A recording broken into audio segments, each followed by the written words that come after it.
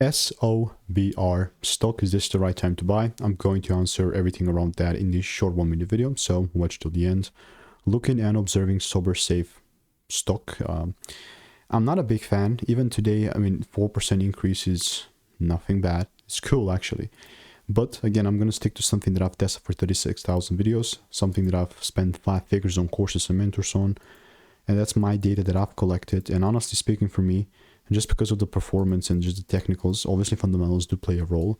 But as of right now, I was talking like if I see a double break shift, I'm taking things lower.